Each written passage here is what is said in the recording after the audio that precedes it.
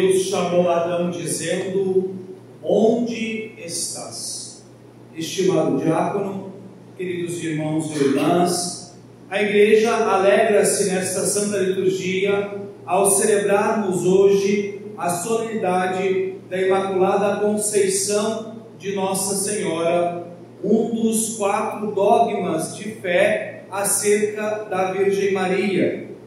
A saber, para a gente recordar aqui, o primeiro deles, a maternidade divina, a virgindade perpétua, a Imaculada Conceição e a assunção da bem-aventurada Virgem Maria aos céus em corpo e alma.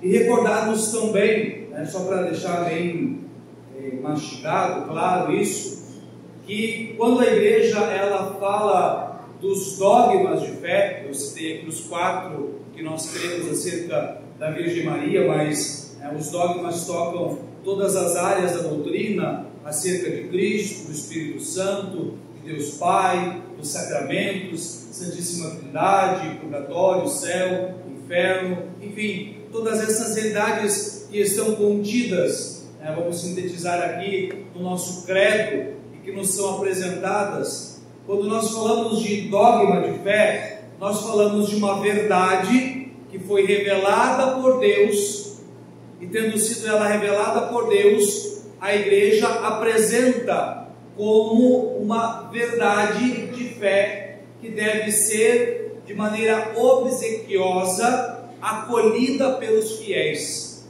Ou seja, aquele que se diz católico deve necessariamente acolher e crer todos os dogmas, todas estas verdades de fé que a igreja proclama. Deixando claro isso, porque, por exemplo, como estamos celebrando aqui um dogma em relação à Virgem Maria, pode haver às vezes uma não clareza, uma confusão, confundir, por exemplo, aquilo que é devocional com aquilo que é dogmático. Então, por exemplo, acerca das aparições da Virgem Maria, são devocionais. Um fiel católico não está obrigado a crer naquela aparição. Pensemos, por exemplo, das aparições, essas recentes que tem em Medjugorje. São aparições, a igreja diz que pode haver culto, mas um fiel católico não é obrigado a crer nessas aparições, nem nas mensagens que são colocadas. Agora, aquilo que é dogma, isto deve ser crido sem pôr e tirar vírgula nenhuma. Para que nós compreendamos que é nesse sentido que a igreja, ela procede acerca daquilo que recebe da revelação de nosso Senhor. E no que é que consiste este dogma que nós estamos celebrando hoje, o da Imaculada Conceição? Consiste no fato de que a Virgem Maria, ela foi preservada de toda a mancha do pecado original no momento da sua concepção. Então, quando ela foi gerada lá no ventre de sua mãe Santa Ana, no momento lá natural ali da realidade de casal, São Joaquim e Santa Ana, ela foi gerada. Naquele momento, ela foi preservada da mancha do pecado original. Como é que isso poderia acontecer? E segue o dogma dizendo que ela foi preservada em virtude, ou seja, pelos méritos que Cristo alcançaria na cruz. Aí alguém vai dizer assim: peraí, padre, tem um negócio que está errado aí. Olha, Jesus, obviamente, Deus se fez homem depois, Jesus se encarnou depois, e aí depois da encarnação, mais 33 anos para morrer na cruz. Como é que os méritos, como é que as graças que Cristo alcança na cruz preservaram a Virgem Maria, Vamos colocar por baixo aí pelo menos uns 45, 50 anos antes. Ora, primeiro ponto, recordemos que quem está preso ao tempo somos nós. Nós estamos inseridos na história. Deus, Ele é eterno. E tanto Ele como as suas ações não necessariamente estão sujeitas ao tempo. Porque Deus é eterno, E a eternidade não é apenas uma sequência de instantes como é o nosso tempo.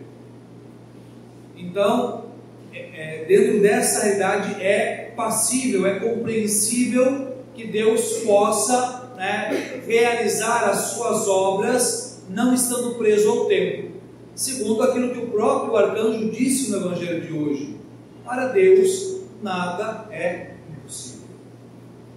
E ora, toda a obra da redenção acontece através de Cristo. Não seria diferente com a Virgem Maria. Então, nosso Senhor, Ele, né, entra, vai além do tempo da história e preserva a Virgem Maria no ato da concepção.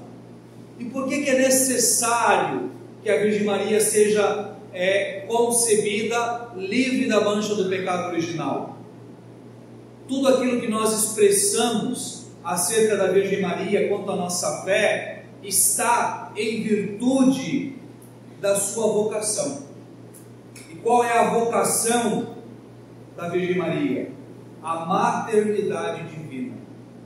Então, os outros 3 dogmas, da Imaculada, da Virgindade Perpétua e o da Assunção, eles estão ligados intimamente à vocação da maternidade.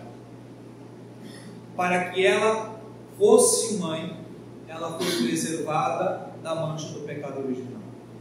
A própria oração coleta, logo mais o prefácio da oração eucarística vai rezar isso, a fim de preparar morada que fosse digna do seu Filho.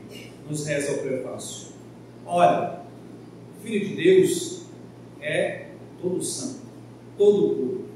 Como poderia ele ser gerado num ventre imaculado pelo pecado? Não poderia.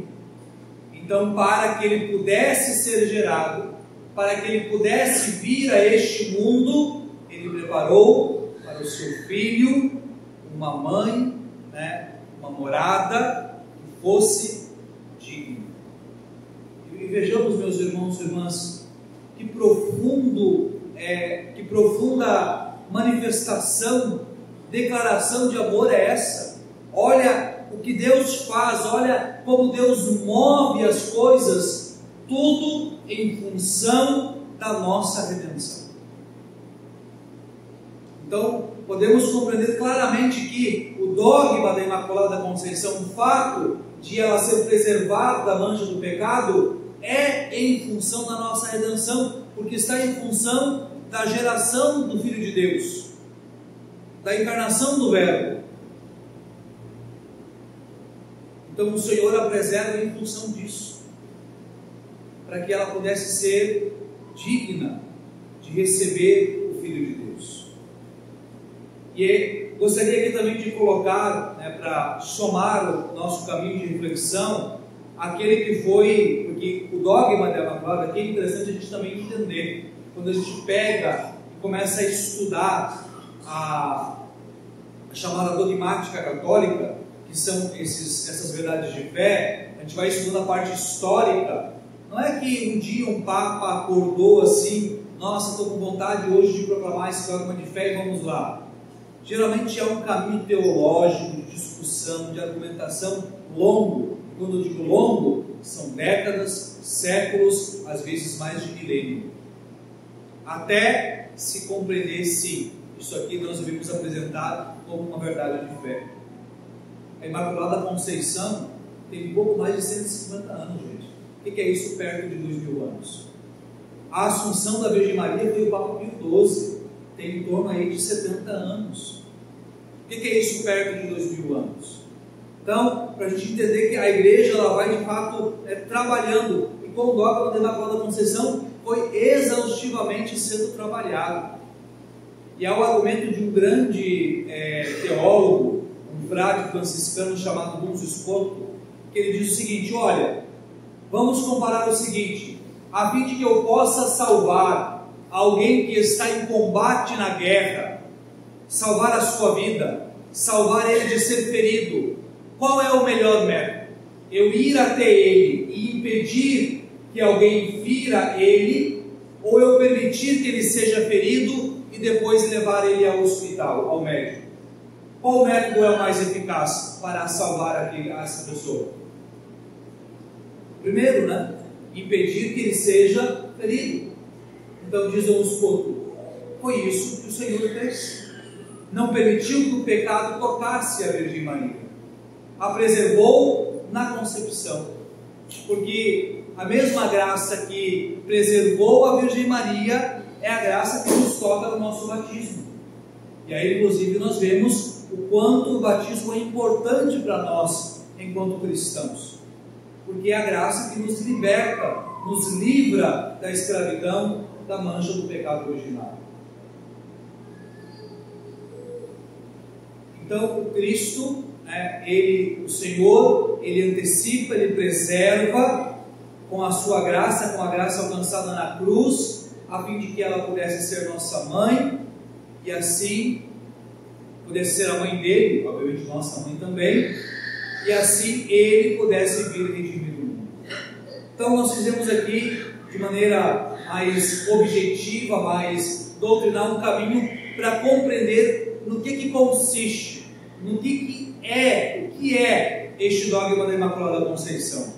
Agora, vamos também compreender que todas as verdades de fé, elas alcançam a nossa vida, elas alcançam a nossa existência, o nosso caminho como cristãos.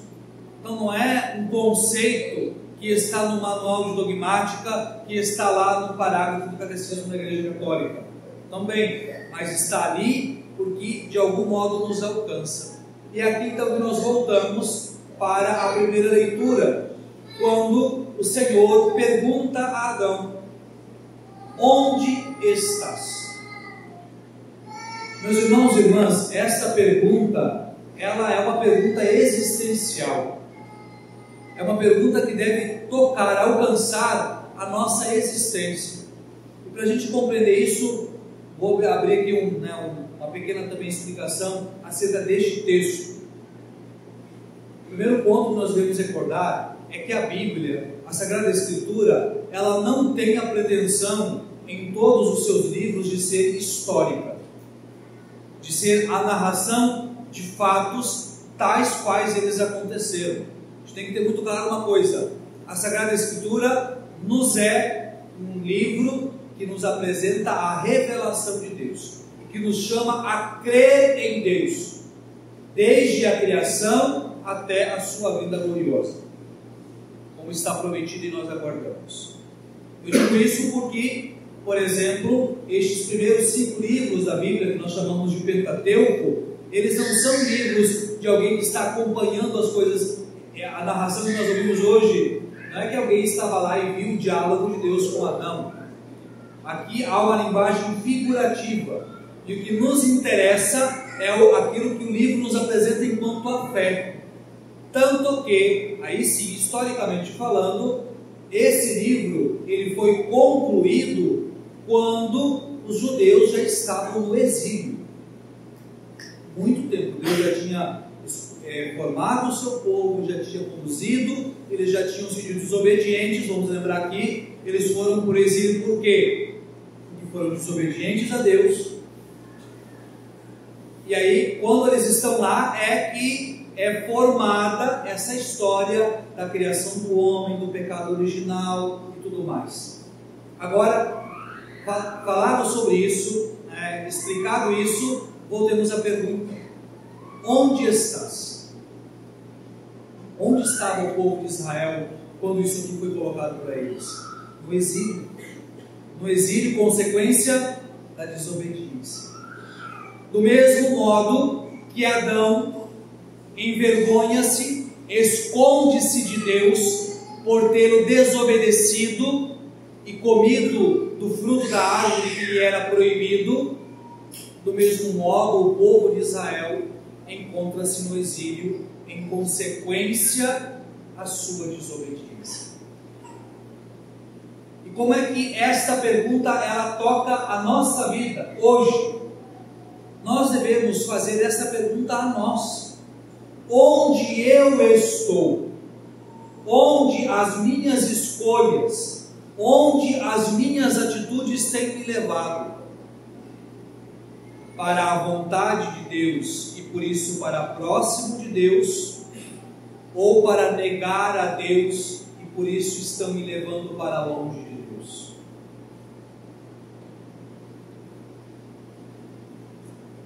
Onde estás?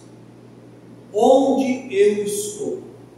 Onde as minhas escolhas, onde as minhas palavras, onde a minha fé ou a falta de fé tem me levado?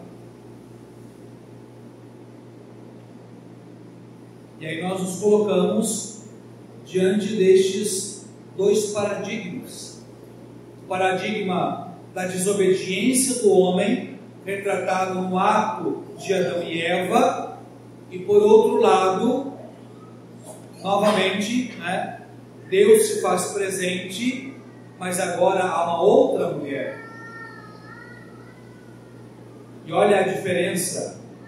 O anjo entrou na casa onde ela estava e disse: alegra-te, cheia de graça, o Senhor está contigo. A Adão, Deus precisou procurar e perguntar onde ele estava. A Virgem Maria, o Senhor já estava com ela. E, portanto, se diverte, ela estava na presença do Senhor. O Senhor não precisou procurá-la, ela estava na presença do Senhor. E nós não devemos ignorar que este permanecer, este estar na presença do Senhor, faz parte justamente do modo como Deus criou, preparou a Virgem Maria neste caminho. Mas acima de tudo, este estar leva a Virgem Maria ao principal. E é aqui que a Virgem Maria, é aqui que o dogma da Imaculada Conceição tocam as nossas vidas, as nossas existências. A escolha de sermos dóceis e de sermos obedientes a Deus, como a Virgem Maria o é.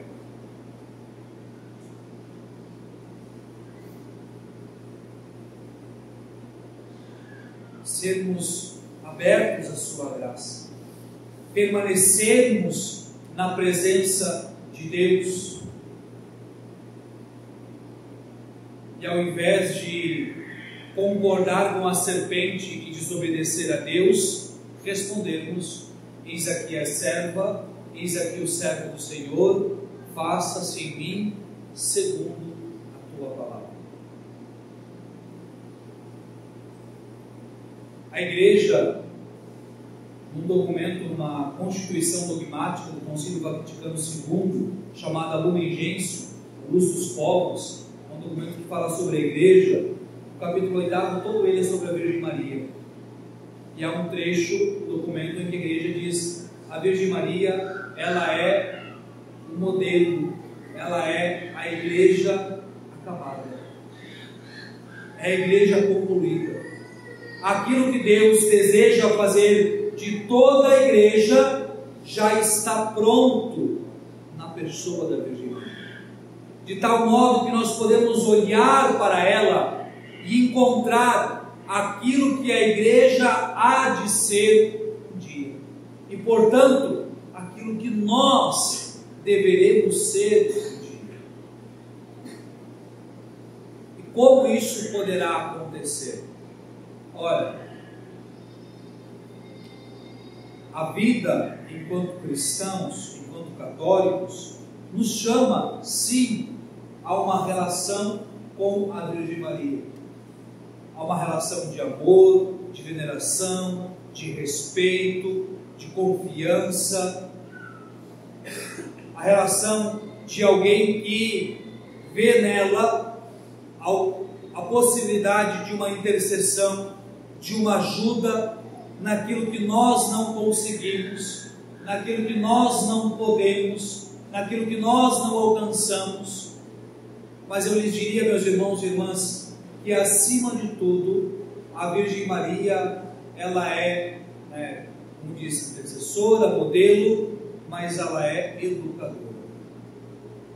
Me permitam lhes insistir com isso. Nós católicos, se vivermos bem esta realidade, ganhamos muito. Por quê? Porque nós devemos compreender que, mesmo Jesus sendo Deus, permanecendo nele todos os atributos divinos, mesmo com o mistério da encarnação, aquilo que diz respeito à humanidade de Cristo, em nada foi alterado pelo mistério da encarnação.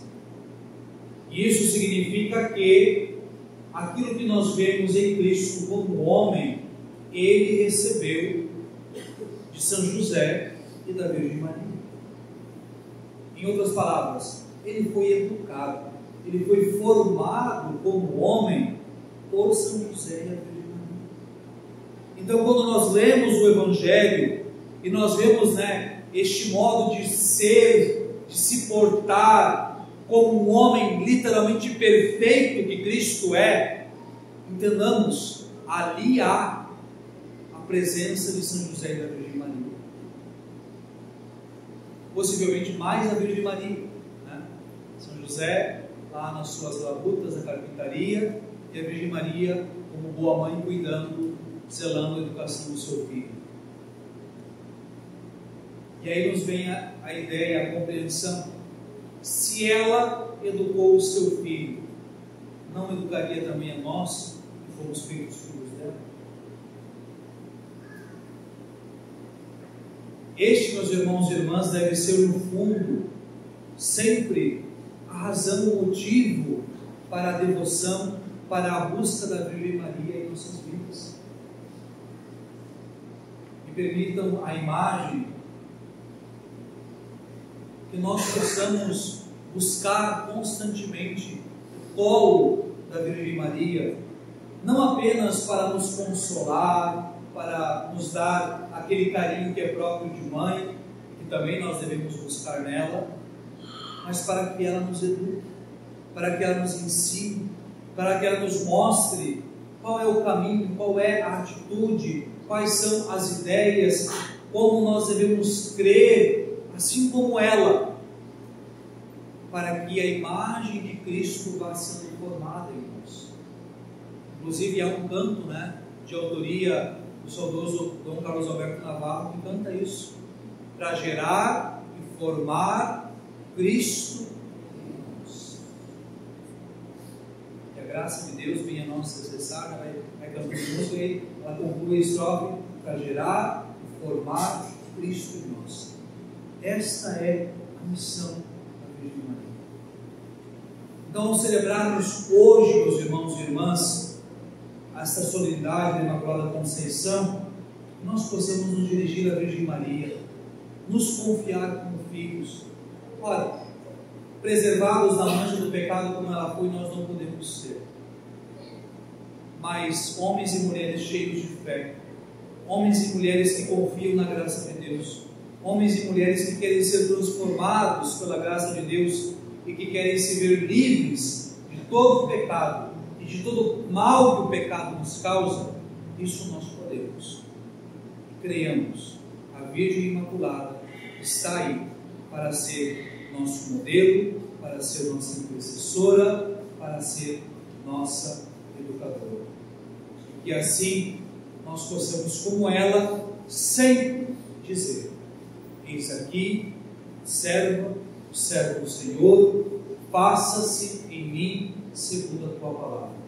E à medida em que respondermos isso, quando Deus nos perguntar: onde estás? Nós com toda certeza poderemos responder: Senhor, eu estou aqui, eu estou diante de ti permaneço e contigo permanecerei para toda